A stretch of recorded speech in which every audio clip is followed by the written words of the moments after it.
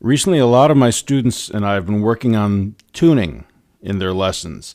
And especially now that we're doing our lessons online, it offers one advantage in that I can see and hear them at their own drums in real time and hear what their drums sound like and make suggestions, and they can make their changes right there.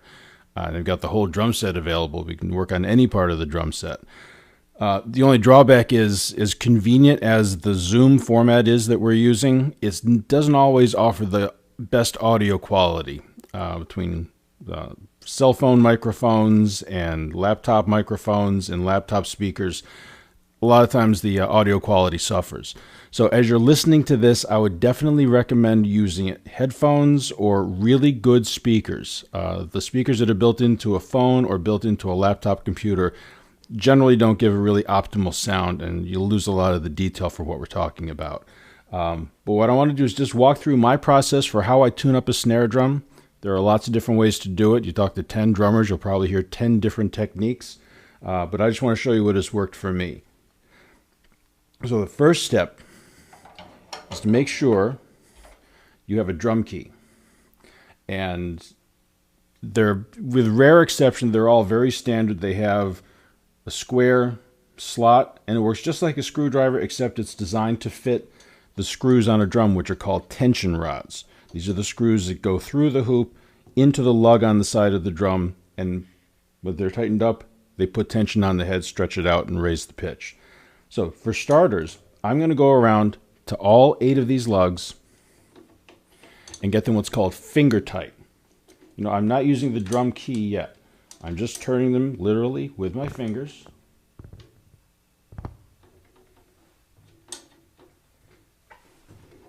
To get an even starting point for this.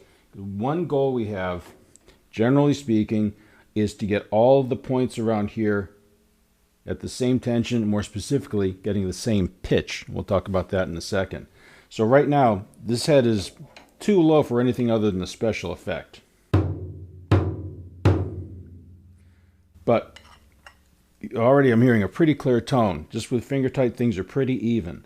Now I'm going to tighten things up a little bit. I'm going to give everything a half a turn with my drum key. And if you watch, you notice I'm going to go in what's called a star pattern. I'm going to start from here. I've got 8 lugs on this snare drum. Some have 10, some have 6. This one has 8. I'm going to go something like this. 1, 2, 3, 4, 5, 6, 7, 8.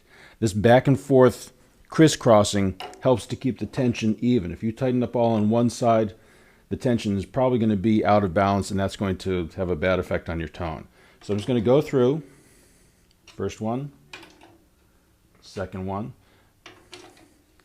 third, fourth, and this probably is not going to be enough. In fact, I'd say almost certainly is not going to be high enough for most people's uses. But we're going to stop and check. And I'll point out another thing. If you notice that I don't have the snares on, that'll help me to hear the pitch I'm getting out of the head. So now with just a half a turn around all 8 points, we've come up a little bit. I'm going to give that a little bit more of a turn. Let's give it another half a turn.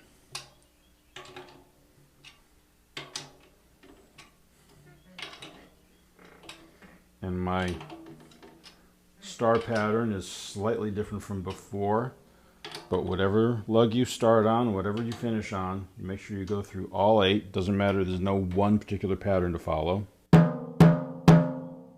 All right, so we've come up to a pretty good pitch, and if I were to turn the snares on, maybe a little bit low, but certainly usable. Some drummers would really like that sound. But at this point, I'm going to stop, and I'm going to check the pitch, the note, roughly speaking. It's not an exact note like on a piano or a guitar, but you want the sound to be pretty consistent as I tap right inside near where each screw is, and I'm going to rest my finger lightly on the center of the head, and that will allow me to hear these sounds a little bit better. So as I go around, let's see if there's any inconsistencies. There's one already.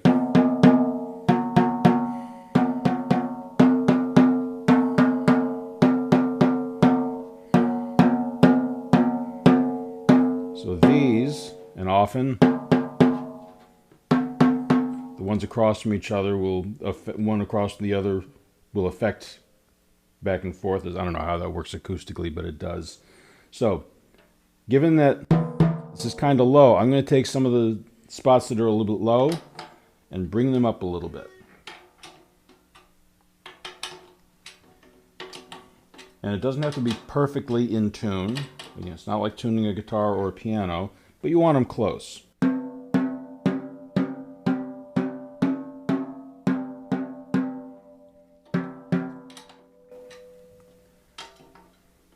If it sounds low, I'll bring it up. If it sounded high, I would bring it down.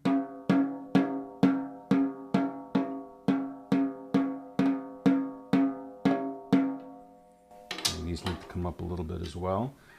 And you can't always go by the feel, how much resistance you're getting, because there could be dirt, there could be grime in there, where the screws thread in, and that can affect how it feels to turn. So it might feel like it's really tight, but not have a lot of tension. You got to go by the sound.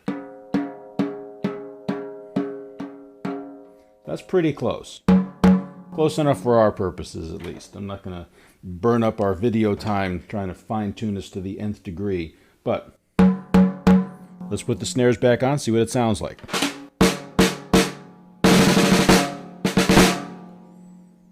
And that to me is a pretty good snare drum sound. Now if you wanted to, we'll give it one more boost up. This is not even a quarter turn, but I'm turning the same amount on each one, keeping that sound consistent. Now I've got a little bit higher sound. In the context of the whole kit.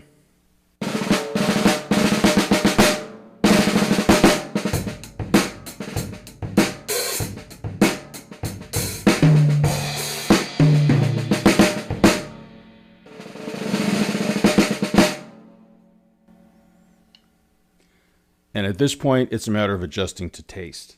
It's like you're picking out your favorite flavor of ice cream. Do you want the drum to sound high or low? But this is the process that I go through. Before we wrap up, I want to flip the drum over. Put my snare drum microphone out of the way.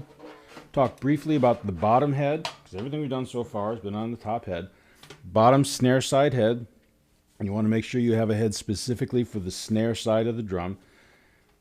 I put it on and I tune it up the same sort of way. Finger tight, star pattern, bring it up. In terms of tension, I don't go by pitch so much as feel. And hopefully it'll come through on the camera. As I push my fingers into it, there's a little bit of give. It's like if you have a football or a basketball that's perfectly inflated, you can still push in a little bit. There's a little bit of give. And that's kind of what I get for the best results from. Some guys like these really tight. Some guys like them a little bit looser than mine. I'm kind of like Goldilocks in this count. I like it right in the middle. So the important thing is not to try to tune the drum the way I make mine sound, but to know what goes into getting a good sound and how to get that good starting point. So I'm going to leave the comments section open on this video. If you have any questions, feel free to post them there. Or if we are doing lessons right now, bring them up at your next lesson. And let me know if you have any questions. And best of luck to you as you start digging into fine-tuning your snare drum sound.